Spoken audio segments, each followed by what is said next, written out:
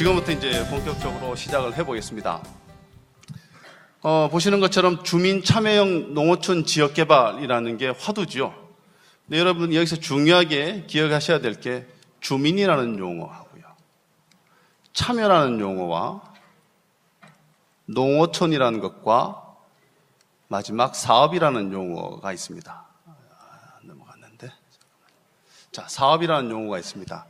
결국 주민들은 누가 할 것인가, 누가의 대상이고요. 참여라는 것은 어떻게 할 것인가, 어떻게 이해하고 계획하고 학습하고 실천할 것인가, 그리고 무엇을 가지고 계획할 것인가. 농어촌이 자원의 대상이 되는 것이고요. 마지막은 모든 시범 사업에는 사업이라는 레테르가 붙어 있던 것처럼 이것은 결국 뭡니까?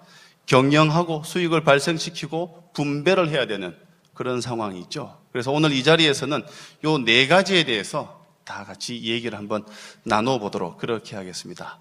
자, 제가 서두가 너무 길었는데요. 처음부터 이 얘기를 하나씩 좀 풀어보도록 그렇게 하겠습니다. 자, 앞에서 말씀드린 네 가지에서 빠져있는 부분들이 바로 사업에 대한 목적과 목표인 것 같습니다. 굉장히 많은 분들이 바쁜 시간을 내셔 이 자리에 와 주셨는데요. 이 자리에 오신 목적이 뭡니까? 또 왜 오셨습니까? 물론 농촌 지역개발 사업을 효과적으로 잘 하기 위해서 오셨을 텐데요. 오늘 첫 번째 이 얘기는 왜, 무엇을 위해서 이 사업을 하는지, 이 당위성과 목표에 대해서 같이 또 먼저 이 얘기를 나눠보도록 하겠습니다. 먼저 이것을 제도를 또 만들고 시행해 나가는 우리 행정 입장에서 과장님께서 정책적으로 이 농촌 지역개발 사업을 왜 하고 무엇을 위해서 하는지 먼저 한번 좀 말씀을 해 주시죠. 예, 안녕하십니까. 예, 첫 번째 말씀드릴 저는 경북도의 농촌개발과장 배용수입니다. 먼저 그 복잡하고 어려운 그 농촌 지역개발 사업에 종사하고 계시는 주민들, 그리고 공무원, 그리고 전문가 여러분께 깊은 감사의 말씀을 드립니다. 농촌 지역 개발 사업의 그 목적이라고 할 수 있는 것은 그 우리 과거에 60년대, 70년대를 거쳐오면서 도시 중심으로 해가지고 많은 투자가 이루어졌습니다. 그래서 우리 농촌은 상대적으로 도시에 비해서 낙후되어 있습니다. 어떤 문화, 복지, 의료, 교육, 그리고 기초 인프라, 이런 모든 것들이 도시에 비해서 상당히 낙후되어 있습니다.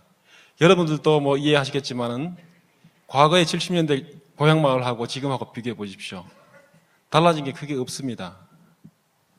이로 인해 가지고 우리 농촌의 젊은 인력들이 전부 다 도시로 빠져나가고 해가지고 지금은 거의 뭐 공동화, 농촌 공동화 어떤 그런 현실에까지 부닥치는데요. 우리 도에서도 보면은 우리 농촌 지역은 노령화율이, 여기서 말하는 노령화율은 뭐냐면은 60세 이상의 인구 비율입니다. 이게 한 55% 이상입니다.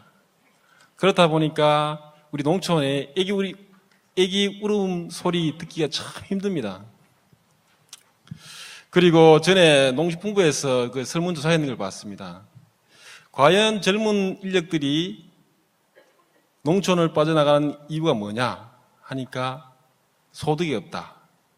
그리고 생활하기 불편하다. 그리고 또 도시민들 대상으로 또 한번 설문조사를 했는 게 봤어요. 그거 보니까 이유 똑같습니다. 소득이 없다. 과연 내가 농촌에 가서 먹고 살 수 있을까? 그리고 너무 불편하다. 아무런 의료시설도 없고 교육시설도 없고 문화시설도 없고 과연 그런 농촌에 가서 깝깝해서 살 수 있겠는가? 어떤 이런 문제가 있습니다. 그러나 좀 다행스러운 게 뭐냐 하면은 최근 들어가지고 우리 소득도 많이 올라갔습니다. 그리고 어떤 뭐 도로도 많이 확충되고 해가지고 전국이 거의 일일 생활권 이쪽으로 묶이고, 그리고 이제 주 5일 근무제, 어떤 이런 경향으로 인해 가지고 과거에 없던 말이 생겼습니다. 5도 2촌, 어떤 때는 뭐 4도 3촌 이런 말도 생기더라고요.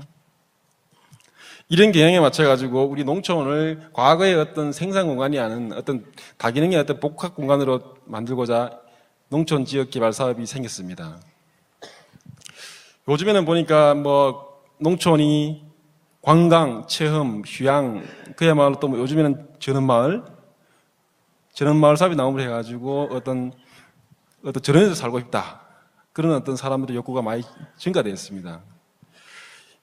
이런 경향에 맞춰가지고 우리 농촌지역 개발 사업이, 물론 뭐 그전에 정주권 사업이다, 오지 개발 사업이 있었습니다.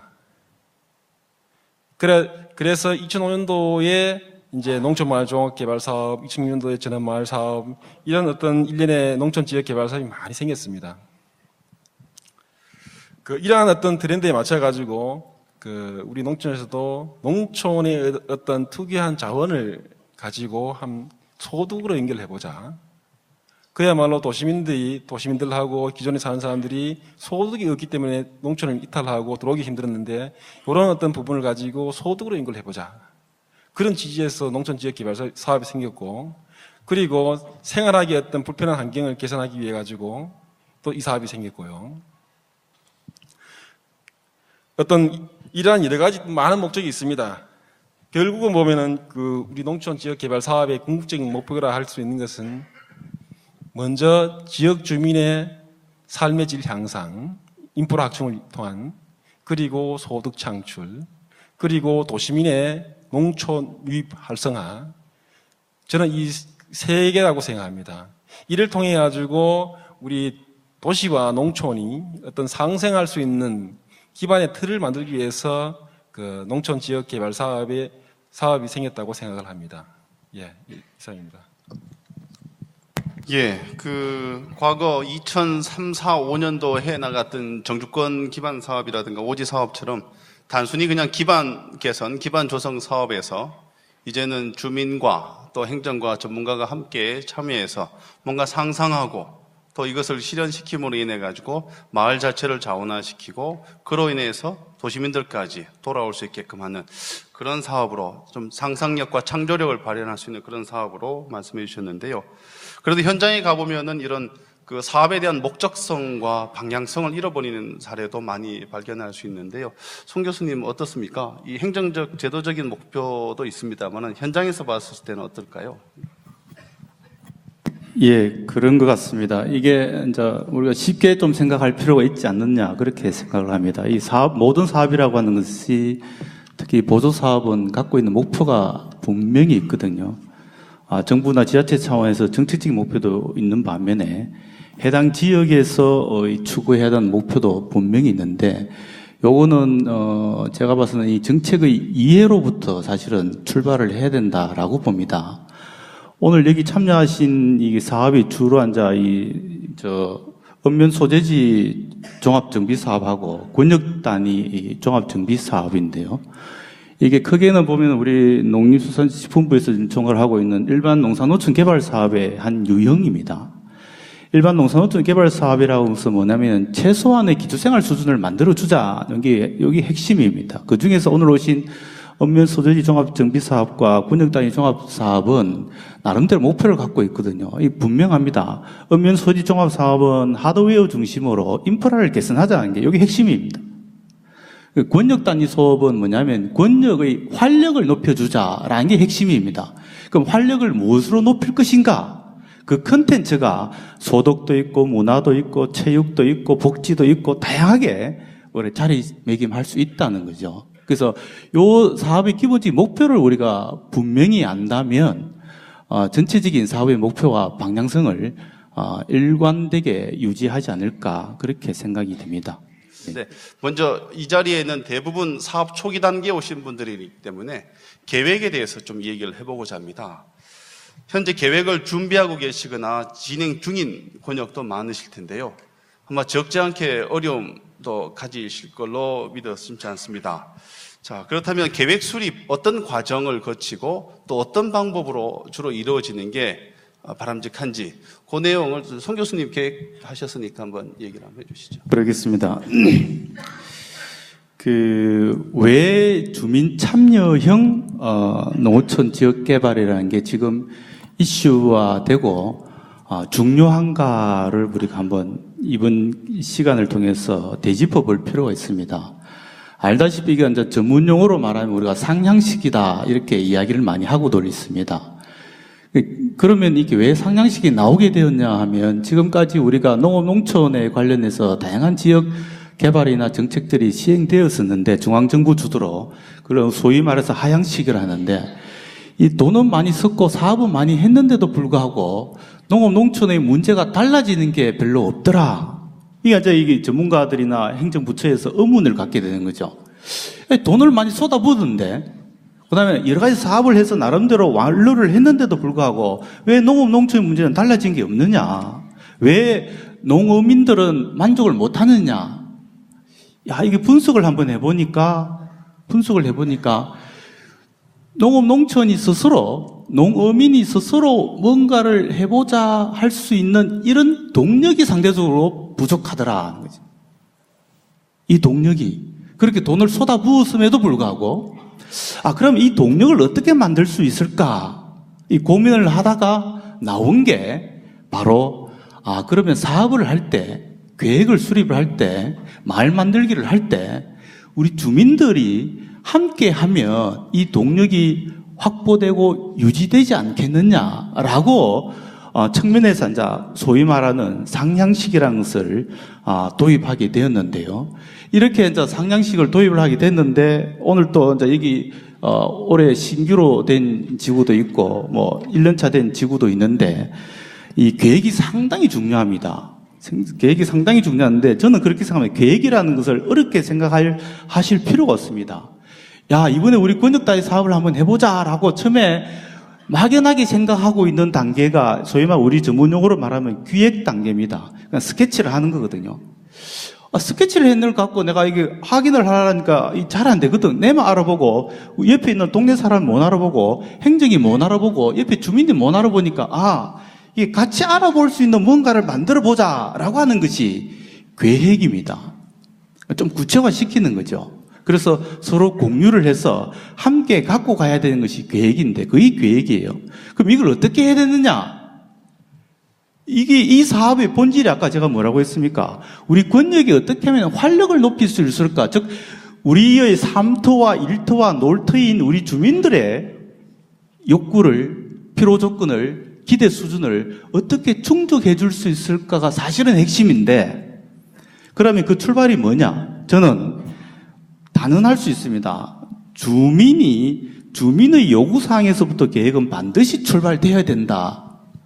그래서 이 주민의 요구를 파악을 하고 분석을 하고 그때 의사결정을 할 때는 가급적이면 이 정확한 데이터에 의해서 시행되어져야 되는 이게 가장 기본이라고 봅니다. 근데 이게 이 출발선상이 되면 저는 또 하나 중요하다고 생각하는 게 뭐냐면 계획은 다 기능적으로 다 부분적으로 고려돼야 됩니다. 무슨 말이냐?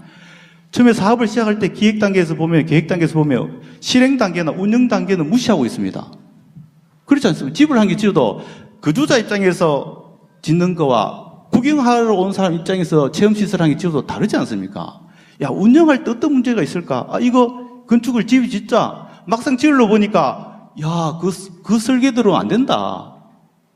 소재가 안 되고 방법이 없다. 비용이 안 맞다. 이런 문제가 생기거든요. 그래서 저는 그렇게 생각합니다. 이 정책적으로도 처음에 기본 계획을 수립하고 충분히 논의할 때 시간과 비용을 좀 더 들여서라도 좀 더 충분히 검토를 하면 다기능적으로 다 부분적으로 검토를 하면 진행 과정에 있어서 시행착오를 줄일 수 있다. 실제로 우리 경영학 분야에서 그 비율을 보면요. 시간과 비용을 40% 이상 줄일 수 있다는 사례 연구가 많이 있습니다. 그래서 처음에 출발은 고객으로부터 주민의 요구로부터 시작을 하셔야 되고 그 다음에 기본 계획을 수립할 때 다기능적으로 다 부분적으로 그러니까 완료 후에 운영까지도 고려한 계획을 담아야 됩니다. 그게 한 사람에서 뚝딱 될 수 있겠습니까? 불가능하다. 그래서 처음부터 제대로 잘하면 되는데 처음부터 제대로 잘하기 위한 여건과 방법을 우리가 좀 소홀하게 다루지 않나 이런 생각을 해봅니다. 예, 고맙습니다. 여러 가지 말씀을 해주셨는데요. 제가 아주 인상적으로 기억하고 또 정리해드리고 싶은 얘기가 계획이라는 게 단순히 계획이 아니라 기획 단계와 계획 단계로 구분되어질 수 있다. 기획 단계는 감표터야, 감. 이거 하면 좋겠어. 라고 여길 수 있는 감에 의존하는 아이디어들이 기획 단계라고 하면은 계획 단계라는 것은 이 감으로 생각했던 것들을 구체적으로 현실성 있게 또 타당성 있게 정리하고 그리고 정리했 것들을 지도자들만 보는 게 아니라 마을 구성원 전체가 다 같이 공감하고 이해할 수 있는 자료로 만들어 놓는 게 바로 계획이다. 예, 뭐 요 정도에서 계획 쪽은 좀 정리를 하고요. 결국 이제 또 계획을 하다 보면은 무엇을 가지고 계획을 해야 될 것인가. 어떻게 보면 센터면 체험관이 하는 것처럼 센터 체험관이 굉장히 많아지는 것 같은데요. 그만큼 농촌 개발할 수 있는 자원이 부족해서 그런 것일까 다시 한번 되짚어 볼 수도 있는데, 자, 그럼 농촌 지역 개발, 우리 권역단이든 또 읍면 소재지든 개발을 하고자 할 때 무엇을 가지고 한번 해봐야 될 것인가? 남 하지 않았던 그 뭐 다양한 것들을 해봐야 될 텐데, 이번에는 농촌 개발 또 마을 개발의 재료, 자원에 대해서 한번 얘기해봐야 될 텐데요. 이번에는 사무장님 말씀 한번 좀 들어보겠습니다. 마을이 꽤나 오래됐죠? 사업을 맡으신 지. 예, 6년째 되고 있습니다. 예, 6년. 그럼 6년 전에 마을 계획이 세워지고 또 여러 가지 한 사업뿐만 아니라 다른 사업도 들어오고 했을 텐데, 만약에 사무장님이 요번에 말입니다, 또 예산이 하나 또 좋은 사업을 하나 수주를 했습니다. 새로 마을 계획을 한번 세운다. 아니면은 다시 시간을 돌려가지고 말이야, 한 3년이나 5년 전으로 돌아갔다면은 무엇을 가지고 한번 개발을 해볼 수 있을까요? 또 아니면 다른 마을들한테 좀 조언해주고 싶으신 말씀들 한번 좀 들려주시죠. 솔직히 말씀드려서 저는 지금 현재는 다른 사업이 들어오는 걸 원치 않습니다. 기존에 들어있는 사업을 탄탄하게 반석 위에 올려놓을 때까지는 저희는 사업을 안 받을 예정이고요. 자원이 없다고 많이들 말씀을 하세요. 네, 저희 같은 경우는 오신 분들도 여기 계시겠지만 저희는 지금 커뮤니티 센터 자리가 예전에 군부대 자리였습니다. 그래서 지금 숙소 자체도 군부대 내부반 시설로 지어놓고 어떻게 활용을 하고 있냐면 남해군의 장교로 이렇게 퇴임하신 분들이 조직이 계세요. 그분들을 도움을 받아 군부대 체험 이래서 수련원 비슷하게 학교마다 받습니다. 올해부터 그렇게 하기로 했습니다. 이것도 하나의 마을의 자원이십니다. 그리고 제가 굉장히 남해에 들어와서 살면서 자원을 굉장히 활용을 잘 하시는 분이 여기에 계세요. 여기에 이번에 권역단위 사업을 처음으로 시작하시고 그 전에 체험마을 하시던 분이신데, 자원이 없다가 아니시고요. 이분 같은 경우는 그러니까 조상들이 그 마을에 계속 해왔던 것들이 어느 중간에 끊긴 걸 복원을 하셔서 굉장한 체험 거리로 만드시려고 사람이 올 수 있게끔 만들어 놓으신 분이에요. 제가 어느 권역이든 가보면은 우리 권역은 이 사업을 해도 경관도 안 따라주고 거리도 없고 해도 될까? 이러세요. 그런데 속속들이 마을로 돌아가셔서 자기 마을만 한번 생각하셔서 다시 모아서 다음에 와서 말씀을 같이 나누셔보면 분명히 자원이 있습니다. 예. 제가 말씀드리고 싶은 거는 남들이 하는 자원이 아니고요. 그 권역 내에, 그 마을 내에 있는 자원을 가지고 시작을 하셔야 됩니다. 그 말씀을 드리고 싶습니다. 사업하다 보면은 적지 않은 갈등들이 생겨납니다. 이런 갈등들 또 어떤 한계에 직면하고 또 어떻게 넘어설 수 있을까, 이런 부분들을 지금 좀 얘기를 나눠보도록 그렇게 하겠습니다. 아마 행정에서도 이런 사업들을 지원하고 지도하시다 보면은 굉장히 많은 갈등, 특히 갈등을 조정하고 중재하는 데는 아마 공적인 영역이 굉장히 역할을 많이 하고 있는데요. 과장님 어떻습니까? 시군에 지금 앞서 영천 시장님도 9개 하는 것을 굉장히 큰 자랑으로 말씀하셨는데, 9개 하시는 것은 90개의 고민을 또 가지고 계신다는 것이죠. 그런 갈등들 행정에서 많이 봐오셨을 텐데, 예. 어떻게 교통정리하셨습니까? 우리 도에서는 지금 현재 우리 농촌지역개발 사업을 한 112개 정도를 지금 추진하고 있습니다. 그러다 보니까 이제 갈등도 그 숫자만큼 많습니다. 가장 대표적인 게 보면은 이제 갈등도 여러 가지 관계에서 있습니다. 일단 먼저 주민과 주민 간의 어떤 갈등. 이 사업을 보통 보면은 어떤 한 권역에 저는 제가 지금 드린 말씀이 실제 그냥 있는 그대로 편하게 말씀드리겠습니다. 가보면은 갈등이 주민과 주민의 어떤 갈등, 그야말로 이개발 사업이 보면 진짜 사람이 중심이 돼가지고 사람이 그 지역의 주민들 머리를 맞대고 똘똘 뭉쳐가지고 해야 되는데 일부 소수에 의해 가지고 끌려가는 경향이 많은 건 지금 보면은 전부 다 좀 시끄럽습니다. 소수가 이제 주체가 돼가지고 이 사업을 하다 보니까 그 마을 내에 이제 많은 또 부분이 보면은 저 사업 과연 될까 하는 어떤 그런 사람들도 있고, 그래 뭐 한번 해봐라, 그 좀 부정적인 어떤 시각을 가지고 있는 사람도 없잖아 상당히 많습니다. 그러니까 우리 여기 오신 분들 전부 다 사업의 주체 아닙니까, 그죠? 그러니까 여러분들께서 어떤 그런 주민 간의 갈등은 우리 주인 주체가 그걸 안아야 됩니다. 그야말로 많은 대화를 통해 가지고 그 사업에 동참시킬 수 있도록 설득과 유도를 하셔야 되고요. 그런 부분에 있어서는 우리 이제 관에서는 어떤 해결 방법이 없습니다. 주민 간의 갈등은 우리 사업에 적극적으로 참여하시는 그 사업의 주체분들께서 해결을 하셔야 되고요. 합니다. 이상입니다. 예, 고맙습니다. 거의 한 100개에 가까운 권역들을 관리하시다 보니까 이제 해결도 물론 중요하지만 이 갈등 구조에 대해서는 꽉 꿰차고 계신 것 같은데, 그게 두 가지로 귀결되는 것 같네요. 결국은 규모의 문제로 인해서 생겨나는 갈등, 그리고 제도나 지침의 틀에 벗어나는 상황 때문에 직면하게 되는 갈등, 이런 두 가지 갈등 부분들이고, 이 갈등을 해결하기 위해서는 결국 끊임없는 대화, 타협, 노력, 이런 부분들이 중요하다고 말씀하셨는데요. 사무장님은 어때요? 마을에서 끊임없이 대화, 타협하면 좀 해결됩니까? 끊임없이 대하고 교육하고 하면 해결은 됩니다. 과정이 너무 힘듭니다. 예.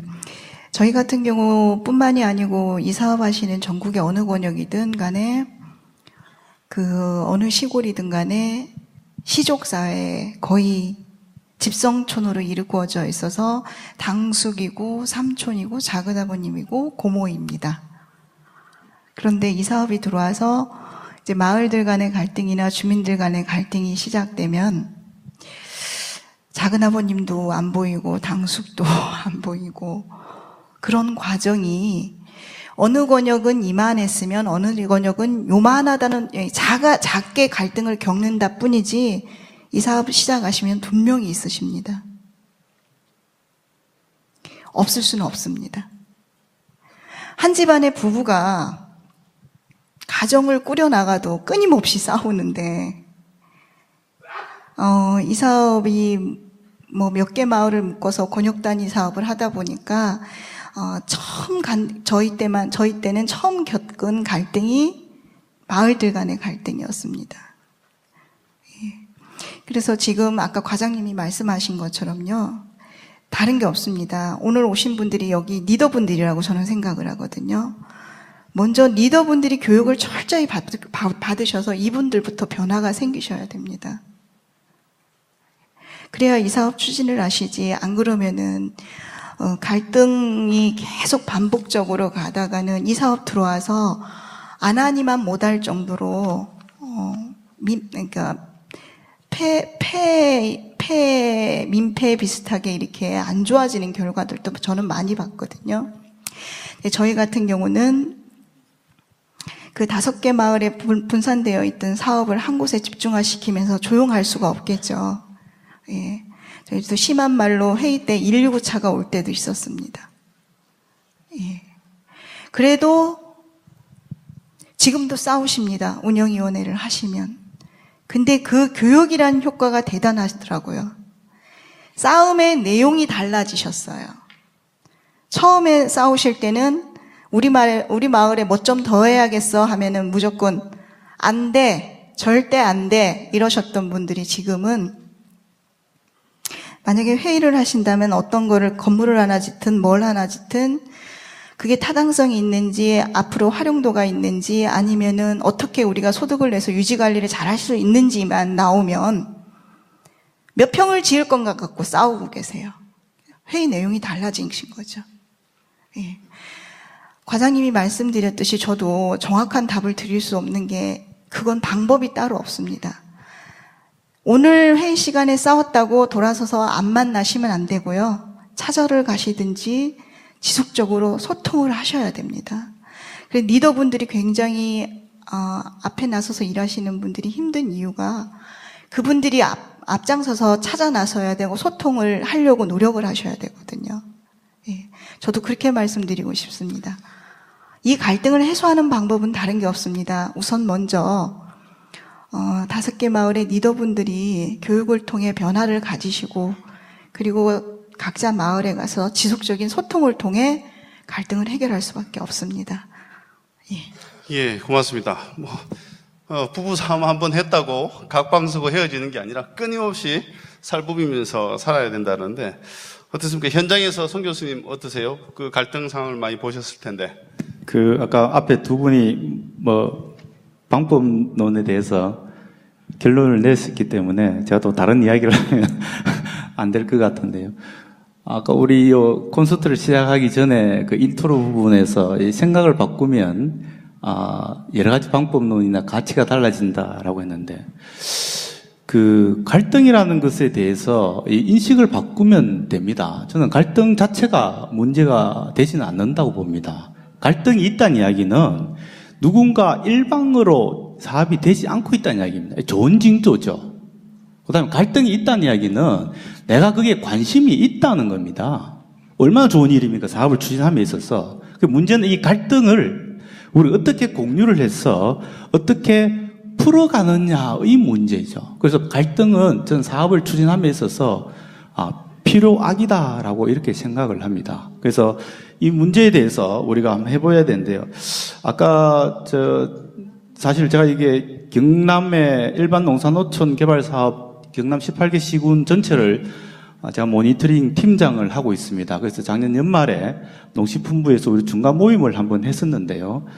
그때 정리됐던 이야기를 제가 잠시 언급을 한번 해드리겠습니다. 갈등이나 이런 문제가 어떤 있느냐 하면 아마 여기 계신 분들 다 공감을 하실 텐데요.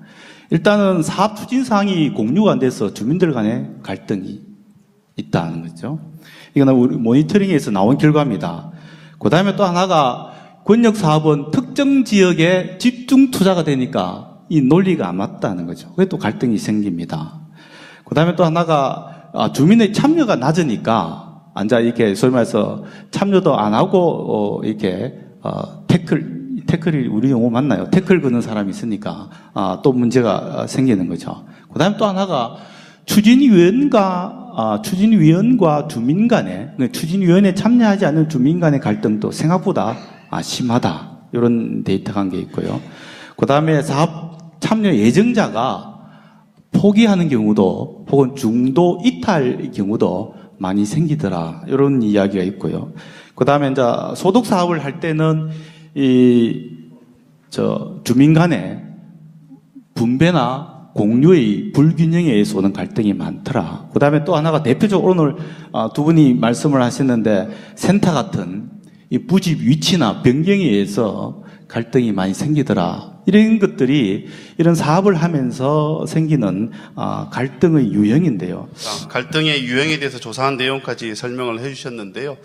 자, 이제 지금까지 쭉 전반적으로 깊이 있게 또 다양하게 다루지는 못했습니다만은 시간이 또 제약되어 있고 또 여러 가지 상황 때문에 이제 마무리를 좀 한번 해보도록 그렇게 하겠습니다. 계획 수립 단계, 참여 단계, 그리고 갈등 한계, 그리고 극복 이런 부분들을 논의를 해봤었는데요.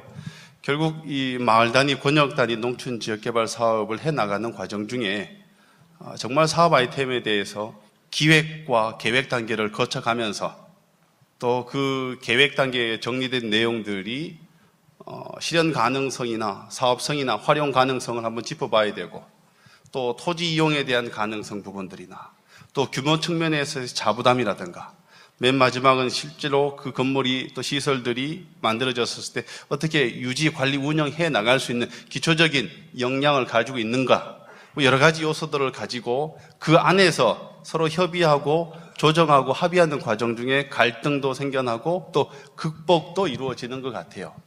자, 정리를 해보면은 이 모든 문제를 해결하는 답이라면 답일 수도 있고요. 또 열쇠라면 열쇠랄 수도 있는데 저는 결론은 사람이다라고 생각을 합니다. 여기에 계시는 여러분들이 그 열쇠를 가지고 계시고 또 여러분 스스로가 답이 될 수 있지 않는가 생각됩니다.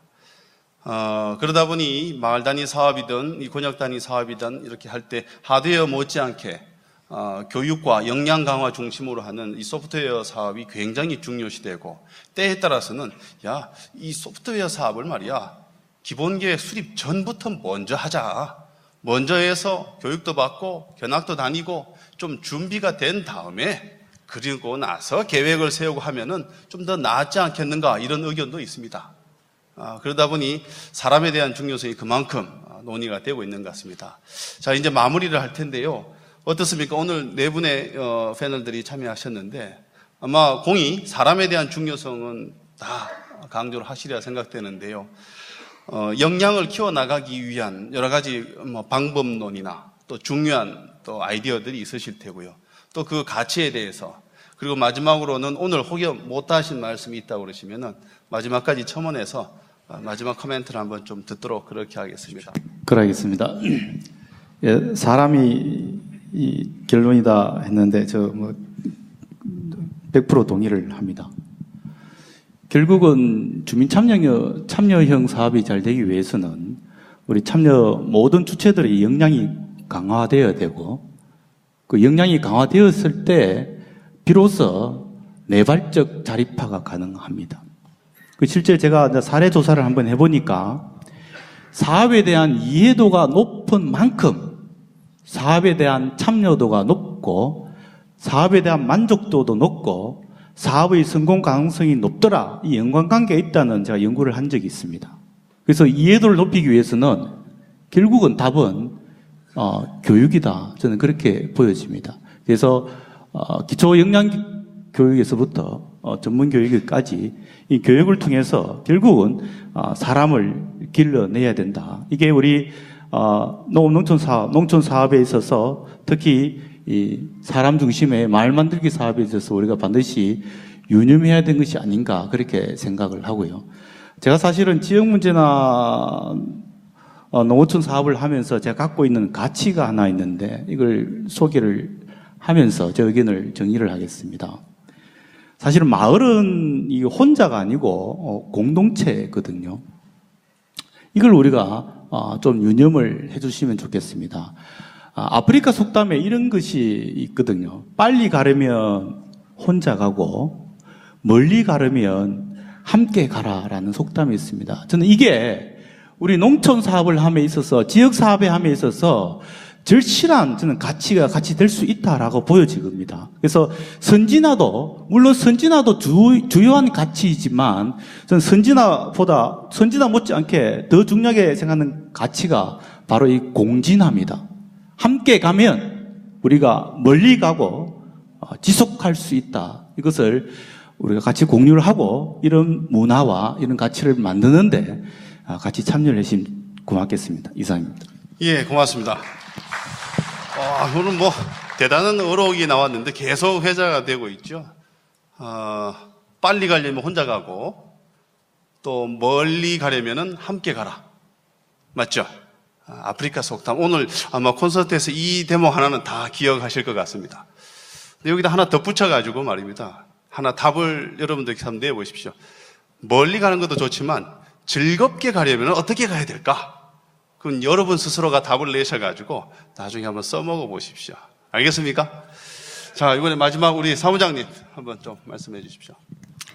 예, 즐겁게 가고 멀리 가고 하시려면 다른 거 없습니다. 이 사업의 성패를 좌우하는 거는요, 여기 오신 분들이 저는 리더라고 생각합니다. 정말 리더분들이 헌신적으로 노력을 하시지 않으시면요, 이 사업 하실 수 없습니다. 오늘 여기 오신 훌륭하신 리더분들께서는 사업을 진행을 하시면서 헌신적으로 노력하셔서 멀리 즐겁게 다 같이 가시길 바라겠습니다. 감사합니다. 네, 고맙습니다. 고생하셨습니다. 저희가 준비한 마을 만들기 희망 콘서트 이것으로 마도 마치겠습니다. 안녕히 가십시오. 감사합니다.